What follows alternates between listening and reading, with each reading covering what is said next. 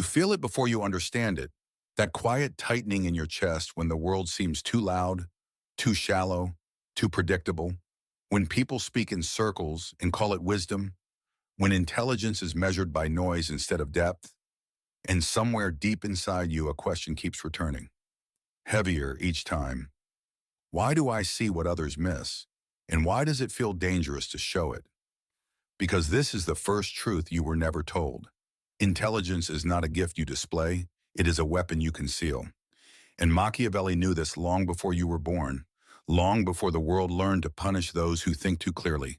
Because the moment you reveal how sharp you are, the hunt begins. And tonight you are not here to be entertained, you are here to be exposed, because there are 7 masks of intelligence, and whether you realize it or not, you are already wearing one. You've carried this longer than you admit, that sense that you don't quite belong in the rhythm of ordinary thinking, that conversations feel scripted, that people defend illusions as if their lives depend on them. And you learned early, maybe without words, that being openly intelligent comes with a cost, misunderstanding, resentment, isolation, sometimes punishment. So you adapted quietly, instinctively. You learn to hide what you see behind masks, not because you're weak, but because you're perceptive, because you survive things you still don't have words for, and survival always comes before expression. Machiavelli never trusted raw intelligence, he trusted masked intelligence. Intelligence that knows when to be visible and when to disappear. Because power does not belong to the smartest person in the room. It belongs to the one no one fully understands. And the moment you grasp this, something in your life begins to make sense. The missed opportunities, the sudden resistance from others, the way people respond differently when you speak too clearly. Because intelligence is threatening, not because it dominates, but because it exposes. This is not a ranking meant to flatter you. It's a mirror meant to unsettle you. Because the most dangerous thing is not low intelligence. It's unconscious intelligence. Intelligence that doesn't know its own mask. And tonight, you will see which one you wear and what it has been costing you. The first mask is the silent observer, the one who learned early that speaking invites consequences. So you learn to watch instead, to read rooms, to track shifts in tone, to notice who interrupts who laughs too loudly, who avoids eye contact when power enters the space. And people mistake your quiet for emptiness, which suits you because the silent observer gathers information while others perform. But here is the hidden cost. Silence becomes a prison when it's no longer a choice, and you begin to confuse safety with invisibility. If this is your mask, you know what it's like to have thoughts so layered they don't fit into casual conversation. You see outcomes before others finish their sentences, and you let them talk. Not because you agree, but because you already see where it ends, and Machiavelli would respect you. But he would also warn you because observation without intervention eventually turns into resentment, and resentment corrodes clarity, and clarity is your true power. The second mask is the strategic fool, the one who pretends not to know, who asks questions you already understand the answers to, who lets others feel smart, superior, safe, because you know something most people don't, that underestimated intelligence moves freely, while obvious intelligence attracts resistance. And you've used this mask to survive hierarchies, families, institutions. But the danger is subtle. Over time, you begin to internalize the role and you forget where the mask ends and you begin. You're not broken. You were never taught another way. And Machiavelli would smile at your restraint because he knew that appearing simple disarms predators. But he would also remind you that power unused atrophies. And if you never reveal your edge, you risk dulling it yourself. The third mask is the philosopher in exile, the one who retreated inward after realizing the world doesn't reward depth. So you think privately, intensely, relentlessly, turning ideas over in your mind like stones, finding patterns, contradictions, hidden structures, but rarely sharing them, because when you did, you were dismissed, misunderstood, or reduced to too much. And now your intelligence feels lonely, like a language no one else speaks. If this is you, you've built entire worlds inside your head, theories about people, power, meaning, and you wonder sometimes if you're wasting it. But Machiavelli would tell you exile is not the end, it's preparation, but only if you remember that thought is meant to shape reality, not replace it. The fourth mask is the social chameleon, the one who adapts instantly, who mirrors language, energy, values, not out of weakness, but out of cognitive speed, because you can read people faster than they read themselves. And you know exactly how to fit in, how to be liked, how to avoid friction. And this mask is seductive because it brings comfort, access, approval. But it carries a hidden fracture. When you become everyone, you risk becoming no one. You walk into rooms and feel the shift, you adjust without thinking, and people feel comfortable around you without knowing why. But you pay for this with fragmentation because you're always managing perception, never resting in truth. And Machiavelli would caution you, adaptability is power, but only when you choose the shape. The fifth mask is the cold rationalist, the one who learned to shut down emotion to protect clarity, who prides themselves on logic, objectivity, detachment, and this mask feels strong, impenetrable, because feelings complicate thinking, and thinking is your refuge. But here is the forbidden truth. Intelligence without emotional integration becomes brittle, and brittle structures shatter under pressure. You don't feel easily, or at least you don't show it, and people come to you for solutions, not comfort, but you know the cost, the distance, the way relationships stall, the way warmth feels risky, and Machiavelli would understand this defense, but he would remind you that the most effective strategist understands emotion, not because they drown in it, but because they can wield it. This is the moment your life begins to make sense, because none of these masks are flaws, they are adaptations, and adaptations are responses to threat. And the threat was never that you weren't smart enough. It was that you were too aware in a world that punishes awareness. The sixth mask is the hidden predator, the one who sees power dynamics instantly, who understands leverage, timing, weakness, and you rarely reveal this side because you know how dangerous it would look, so you cloak it in humor, kindness, or distance. But inside, you track advantage like a second heartbeat, and you feel a quiet tension because you don't know whether to trust yourself with what you see. You're not imagining this. Intelligence often comes with an instinct for dominance, not cruelty, but control. And Machiavelli would not shame you for this. He would warn you, unacknowledged power leaks out sideways through sarcasm, withdrawal, or sabotage. And the real danger is not being a predator, it's being an unconscious one. The seventh mask is the architect, the rarest and most dangerous, the one who integrates all others, who can observe, adapt, feel, calculate, and act, who knows when to be silent and when to strike, when to blend in and when to stand alone. And if this is you, you've spent most of your life feeling out of sync because the world doesn't know where to place you, and that ambiguity has protected you, but it has also isolated you. This mask is not something you claim, it's something others sense, a gravity, a quiet certainty. And Machiavelli would say this is the intelligence that reshapes systems, not by force, but by inevitability. And here is the hidden threat. Every predator has a predator, and the higher you rise, the more carefully you must choose when to be seen. You're allowed to want more, not recognition, not applause, but alignment. A life where your intelligence is not something you hide or weaponize unconsciously, but something you command. Because the real question is not where you rank, it's whether you are aware of the mask you wear or whether it's wearing you. You don't choose your mask consciously. Not at first. It forms around you like scar tissue, shaped by moments when being fully seen cost too much, moments when curiosity was punished, when insight made others uncomfortable, when asking the wrong questions shifted how people looked at you, and slowly, quietly, you learn to protect your mind by fragmenting it, because intelligence without safety will always learn to hide. And the most dangerous thing is that hiding works until it doesn't. This is where Machiavelli would lean closer, not to accuse you, but to reveal something unsettling. Your mask was never the problem. Unconscious loyalty to it is, because every mask solves one problem while creating another. And most people never notice the trade they made. The silent observer trades influence for safety. The strategic fool trades authority for access.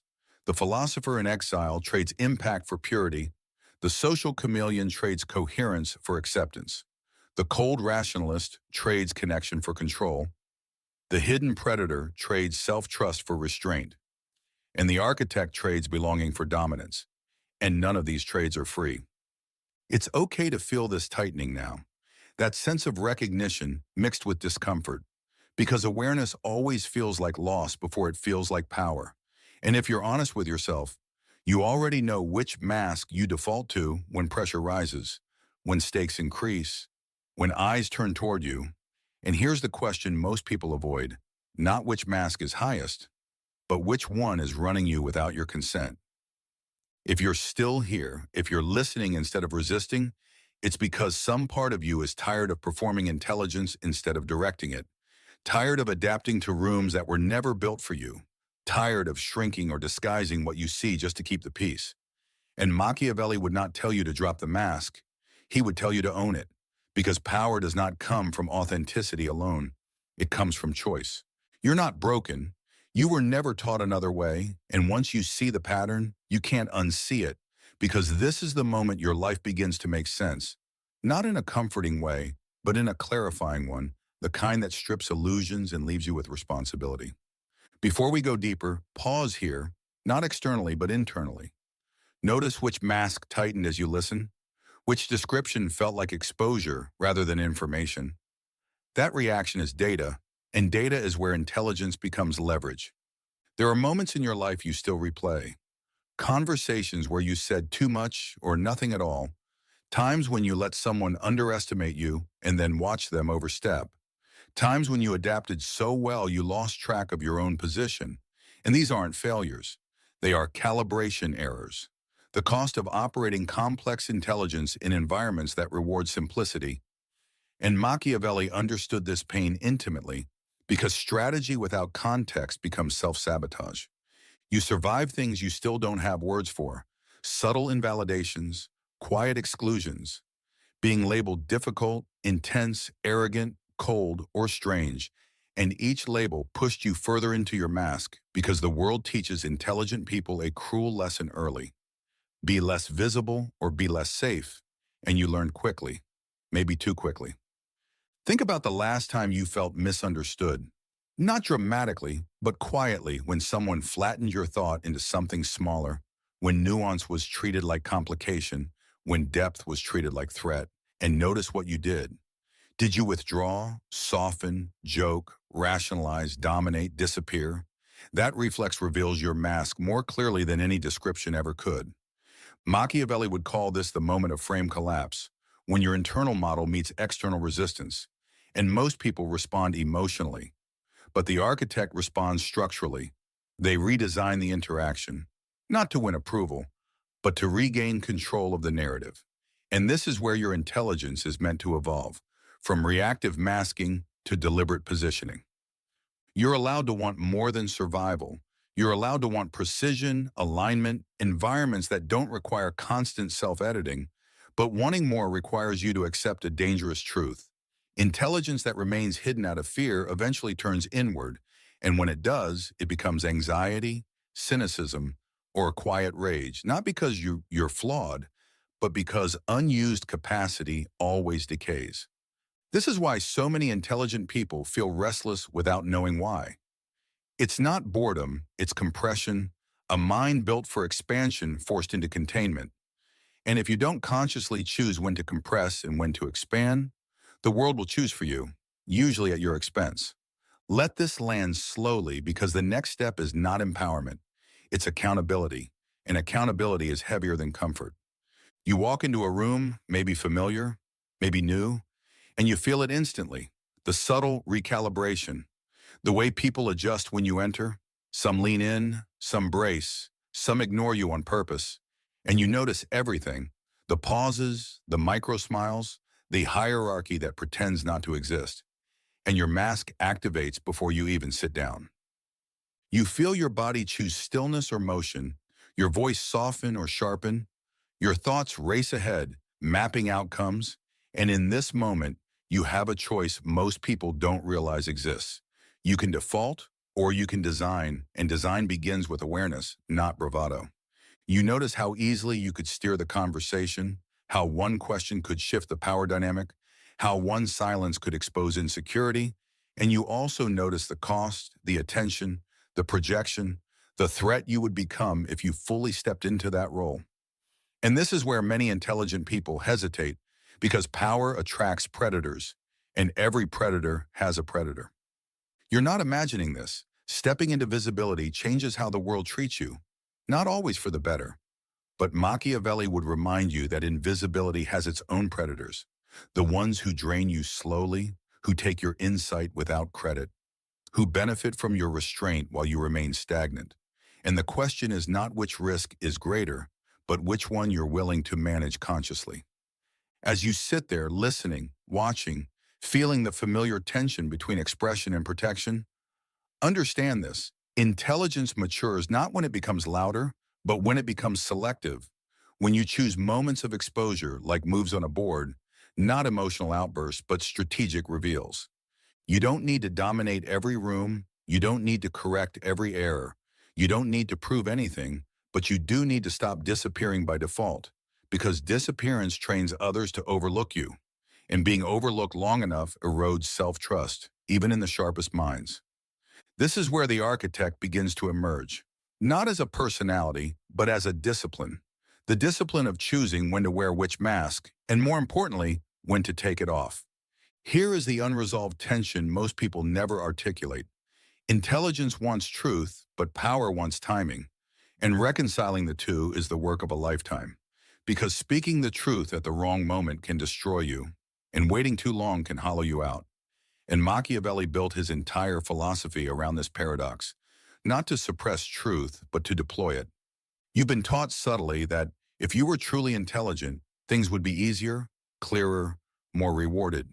But the forbidden truth is this: intelligence complicates life before it clarifies it. Because you see trade-offs others ignore, you anticipate consequences others deny, and that awareness isolates you unless you learn how to translate it into influence. This is why ranking the masks is a trap. There is no final form, only adaptability with intention. And the moment you stop asking, which one am I, and start asking, which one serves this moment, you cross a threshold most people never see, because now you're not reacting to the world. You're shaping how it meets you. You've carried this longer than you admit, the sense that you're meant for something more precise than the roles you've been offered. And precision requires restraint, patience, and the courage to be misunderstood on purpose, not as a victim, but as a strategist. And that courage doesn't come from ego, it comes from clarity. As we move forward, something must remain unresolved because growth needs tension, not closure. And here is the thread you should hold on to: intelligence that is never risked never evolves. But intelligence risked without structure self-destructs. And your task is not to choose safety or expression, but to build a system that allows both. If this resonates, if something in you feels seen but not satisfied, that's intentional. Reflection without action is just another mask. And what comes next will force you to confront how you've been using your intelligence, not just to survive, but to avoid stepping fully into your position. Something shifts when you stop trying to resolve yourself for other people. A subtle release in the spine, a loosening in the jaw, because for the first time, you're not asking permission to exist at your natural depth. And this rhythm change matters because power often enters quietly, disguised as calm, as patience, as the refusal to rush clarity for comfort, and you feel it now. That slowing, that internal recalibration, where urgency dissolves and intention sharpens. You notice how often you were speeding up to meet others, simplifying to be palatable, smoothing edges to avoid friction, and the cost of that speed was always paid later, in exhaustion, in resentment, in the strange emptiness of being present but not positioned. And this is the rhythm break Machiavelli would insist on, the moment where you stop dancing to the tempo of the room and start setting what others must adjust to. You don't announce this change, you don't explain it, because explanation invites negotiation, and negotiation is where power leaks. Instead, you slow down. You pause before responding. You let silence do the work your intelligence used to rush through. And people feel it, even if they can't name it. the way gravity changes when something heavier enters the space. This is not arrogance, it's alignment. And alignment always unsettles systems built on your compliance. And some people will pull away when you stop performing, others will lean in, curious, cautious, sensing that something in you has consolidated. And consolidation is always the prelude to influence.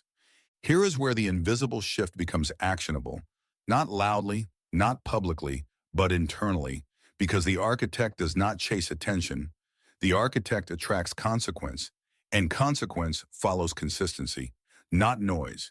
And you begin applying this quietly, choosing conversations more carefully, speaking less but with more weight.